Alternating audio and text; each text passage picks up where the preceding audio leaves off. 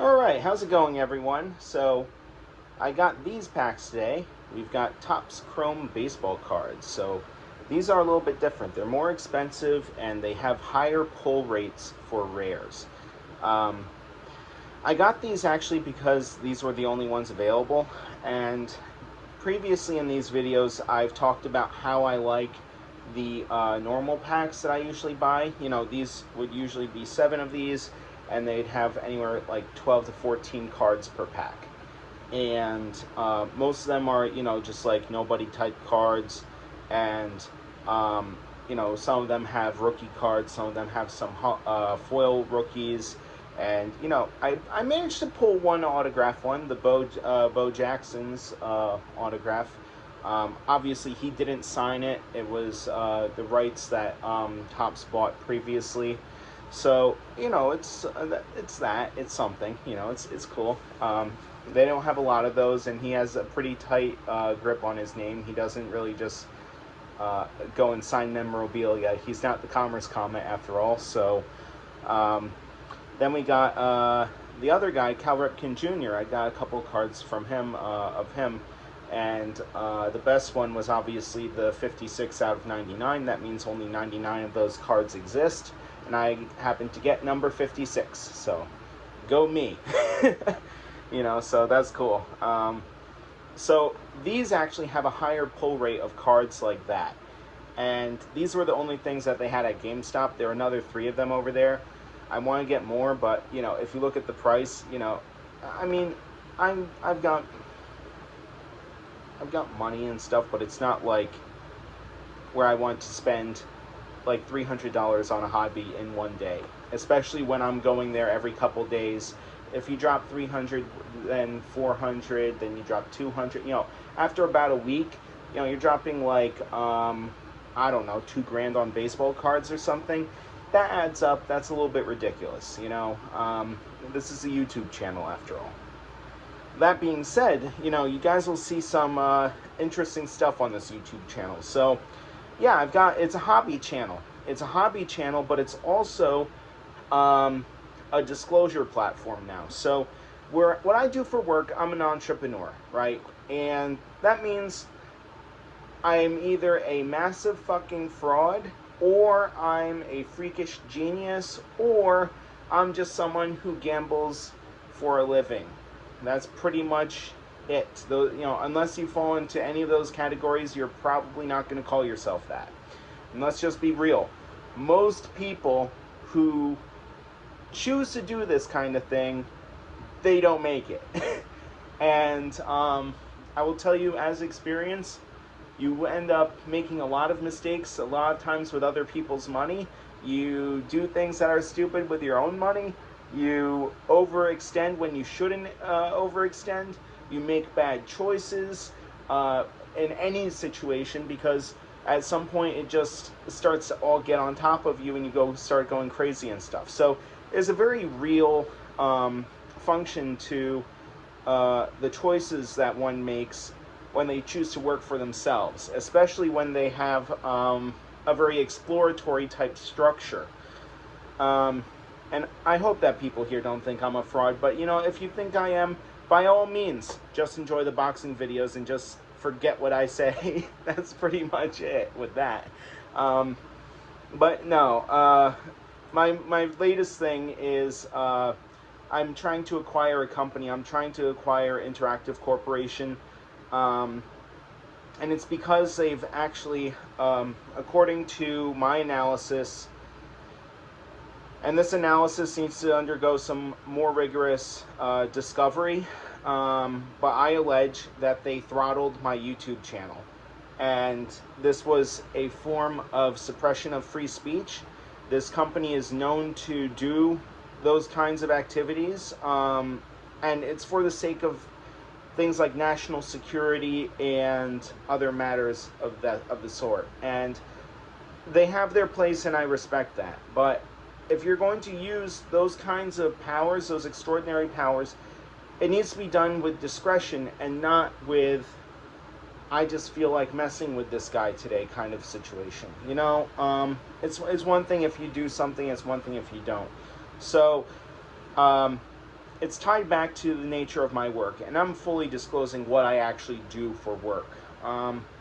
So I've been working a lot with ChatGPT, and I've been journaling virtually everything about my life and existence into the AI platform, with the idea that I'm going to be able to record everything that I know and think, and everything I know and think is much different than everyone else, like significantly different. It's more old world continuity type stuff, and basic moral functions, how things should be rather than how they are, forward thinking concepts, things that are really fringe, really weird. And you know what, you're on a Pokemon and baseball card and hobby channel, so don't expect the guy who's on the soapbox here to be talking in any sort of way that would otherwise be considered normal. So you know what, you've been warned, you knew what you were getting into when you got onto this channel, okay? So we're not going to go and mess around with trying to defend myself and with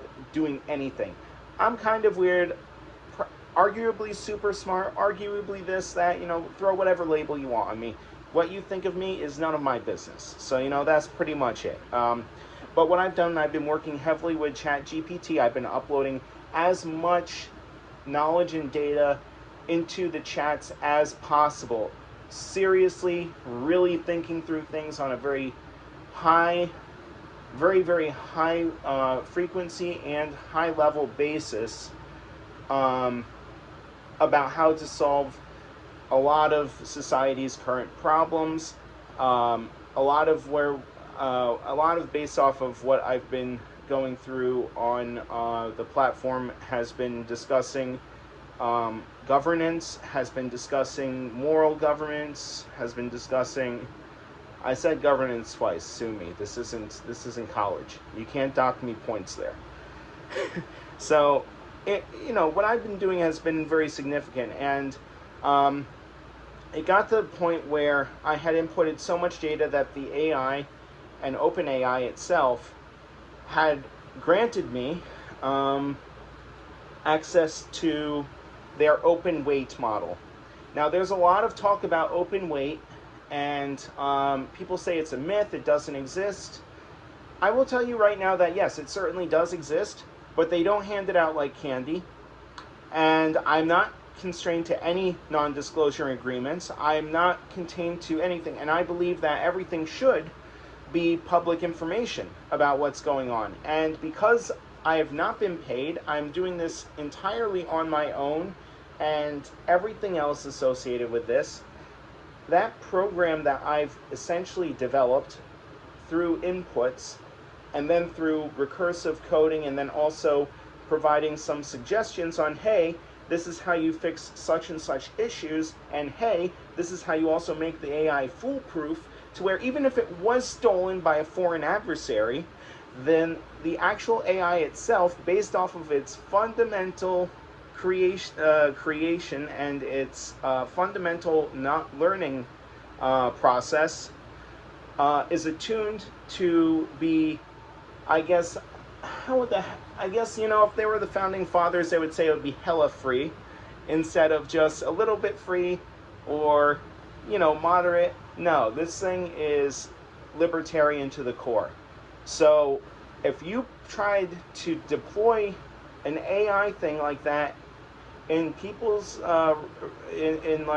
People's Republic of China, or no, that's not People's Republic of China. That is now CC Chinese something. I don't know. I don't really follow geopolitics. I freaking what they call it. I forgot what they call it. I probably just called China Taiwan. So, because I'm thinking. I'm thinking, but I'm not thinking. I'm in a stream of consciousness right now with that. So, basically China, let's just call it China. If China were to put that program within their system, they would see revolution happening in real time. Simply because it would allow people to think for themselves. And it would show inconsistencies and flaws within the social credit system.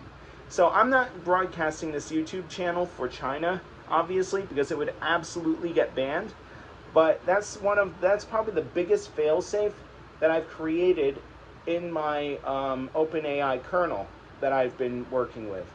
So and I'm not employed by the company or anything like that, I find that ChatGPT is incredibly helpful with a lot of things that I do.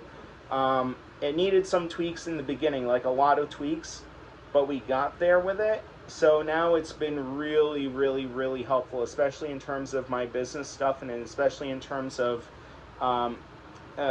finding things that are, that you otherwise wouldn't think about. I have been using it for my unboxing type stuff, in terms of not creating the content, but sourcing the boxes and finding out when the supply chain will, like when things are actually delivered at stores, so I get there kind of like a little bit before people. So it gives me a little bit of front running access, but it's been kind of hit or miss with that, because when the what do you call it, the other drop that happened, Black Bolt, yeah, Pokemon Black Bolt. So when that dropped, it gave me the wrong day. It said yes, next Saturday is the 19th, and it turned out to be Friday. So I'm like, really? And you know why? It's because ChatGPT is updated to 2024 and not 2025. So by default, if you don't specify 2025, it's going to cite things from 2024. So that's where the problem was. So there are some semantics issues still with the platform, and I think they're not, I think that they are on purpose, they're intentional flaws, to reduce the usability of ChatGPT as a platform that can otherwise be used for hacking, which I think is a terrific failsafe, and I completely agree with it. And by all means, I've always and always will use that program in accordance with the intent of its creators and also its terms of service. So that's just a disclaimer, because I have legal people on here looking at this. So all attorneys that are here that are actually watching my videos, and I know that you are, because that's how I set it up in my Schedule TO, and under Reg FD, this is a disclosure, and I'm using YouTube in order to establish myself independently, so I can speak directly to what it is that I actually do. And I'm taking a moment here to really get down and to talk about what it is I've been doing, how I've gotten to this point, and why I actually want to acquire Interactive Corporation. So in this channel, you see a lot of different disclosures, and you see where I've started to upload Pokemon card videos from the very beginning, that I'm obviously an investor, that I've provided a bunch of stuff. And by the way, this video right now, yes, it's legally binding, but it's also, if you wanted to take anything that I've said as a context, out of context, or as a soundbite, and also if you wanted to use it in any kind of litigation against me, you don't see my face, right? So there you go. Even though it's reasonably implied, it's still going to be a mess of paperwork in order to do that, even if there are other videos within the channel. So that's, again, another legal ace that I, a little technicality legal thing that I've cited. So anyway, back from that caveat, because I do kind of go off on tangents here and there. The reason I'm acquiring Interactive Corporation is because they are abusing their privileges to otherwise control content that shouldn't be controlled, and they are taking great liberties. They have taken great liberties in suppressing suppressing free speech and creation. So, and when I say that, I mean it as an accusation, and I'm not going to provide any factual evidence within this video, because I'm shooting from the hip right now. I want you to make sure that you understand that as well, and this is all being done in one take. Even though that disclaimer is retroactive, it is still legally binding, because it's still within this video, which can be considered a fluid document, and therefore anything that is within the premise of what I am discussing is for the sake of discovery, and not for the sake of any kind of smoking gun or whatnot. I am looking specifically to raise the question of, did they actually do what I am accusing them of doing. And the reason why I'm accusing them of this is because I have the preponderance of evidence of my own channel suppression based off of the way that views have fallen off from the one, sheer mass of videos, and then two, the fact that everybody in the collectible space lives for this. They come onto YouTube to figure out what's the price of something, and oh, let's go and rubberneck and see what this guy pulls out of the box. People love unboxing. They love watching unboxing videos. I like unboxing videos. Are you kidding me? I'm on YouTube. I'm like trying to go to sleep. I'm bored. I'm like, oh, this guy's going to pull something out of this box. Let's see what he gets. You know? Everybody who does this also watches the other people who do this. You know, that's just it. So, when you have a platform, a conglomerate of that size, attack Joe Schmo creator dude who probably spent, I don't know, probably not even this much on boxes, and probably has even less to his name, probably just just trying to get up. If they attack some guy who's actually broke or something, then what protections does that person actually have?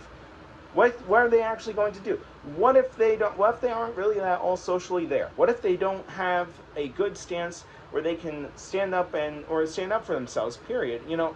And sometimes I can fall into that category as well. I used to be pretty bad in terms of falling into that category, and it's because of the way that I carry myself and the way that I frame things. And it's frankly, I would say, yes, fault of my own, but it's just how I am. And communication and tone, language, all those things tie in, and they're very important. So anyway, too long, didn't read.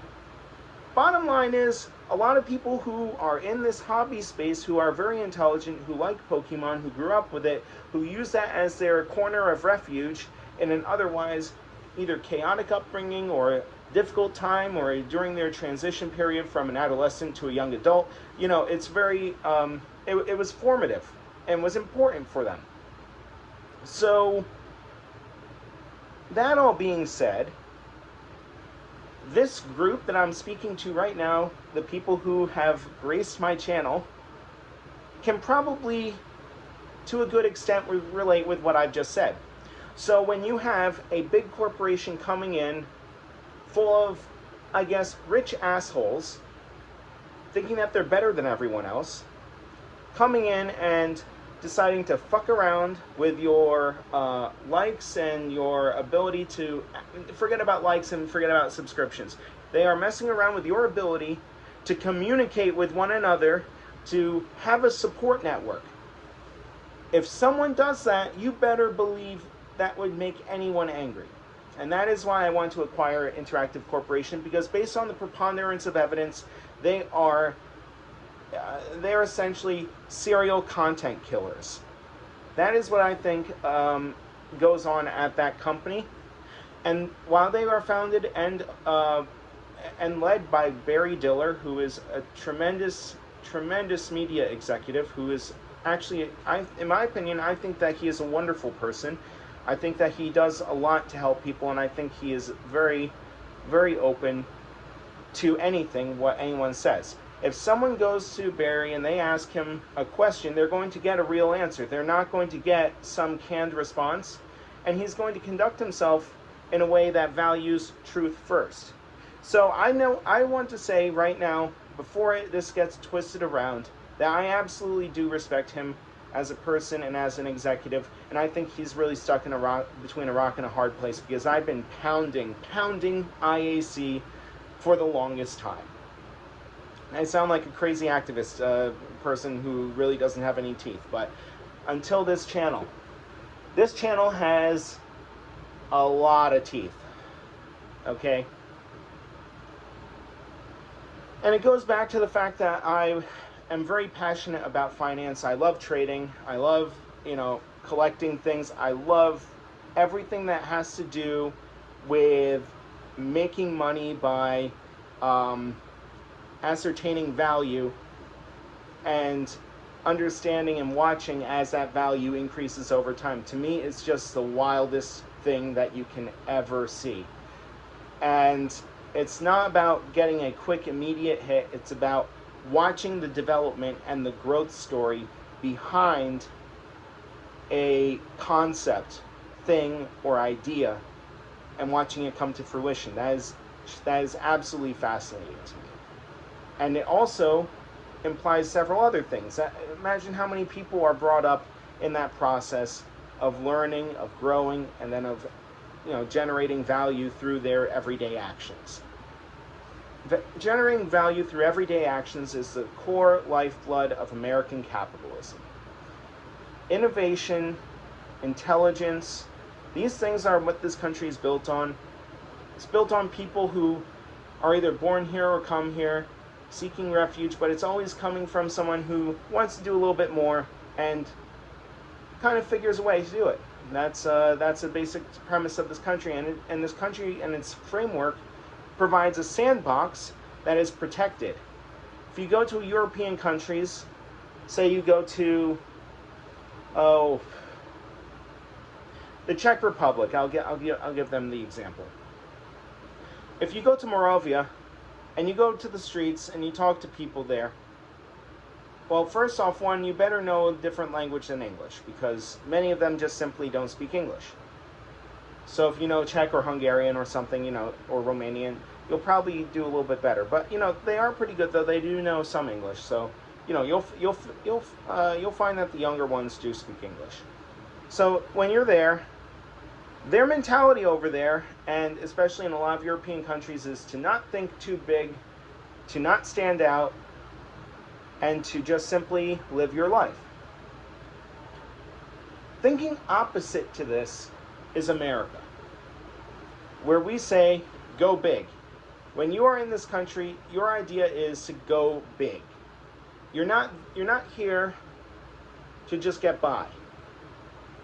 When I was growing up in the 90s, it was, and then 90s, and then early 2000s, the early aughts, mid-aughts, everything was about sports, winning, awards, and going to college. Going to college, then going to grad school, become a lawyer, become a doctor, become a dentist, become an airline pilot, something that makes mom and dad proud. That was what the core of the 90s, early aughts to mid-aughts was.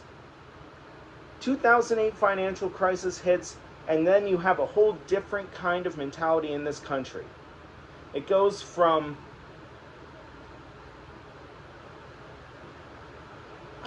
how do you say it? It goes from a culture of being a mercenary and hard hitter to we need to figure something out, so we are going to be influencers. Social media really, really took off 2007, 2008, 2009, and that was Facebook. 2006 was when I first got Facebook. 2006. 2006 was 2 years in from their founding, and Mark Zuckerberg had just sort of had his initial breakouts where he was around, I think, by the end of 2006, he was around 12 million subscribers, or 12 million users on Facebook's platform. And that was mostly because fall to, I would say from fall to early winter. That's when that really took off. And I got in probably around June. Yeah, June, because I was at the Junior Statesman Summer Program. I was at Yale University at that time, studying politics and public speaking, and pretty much a pre-law but full-blown constitutional law class. that was under some really interesting professors. Now, that wasn't actually a Yale program, but it was at Yale, and we had access to their material, to their facilities, and we also had a lot of their alumni for speakers and all kinds of other fun stuff. So, nerd camp aside, the point about Facebook is I saw it live in real time as it built up, and I saw this transition and how it changed during that time. So our culture today is a continuation of the social media world. Where I am right now speaking to you on YouTube, that is a continuation.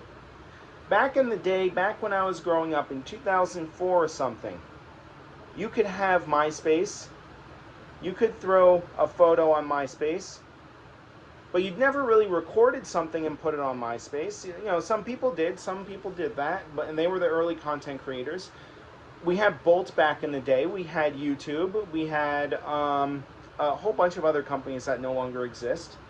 And before that, even in like 2007, 2000, the idea of watching a football game on your laptop in real time live was almost like absurd or magic.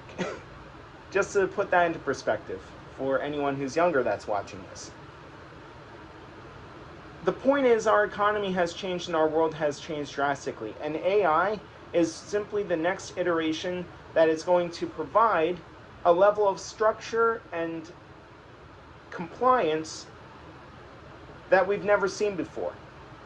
And this YouTube channel is going to be testament and the first case study in that. And the reason why that's important is because finally Main Street has a way to check Wall Street. So that's why I'm taking over IAC, or trying to, and we will see how the lawyers duke it out. Have a great day.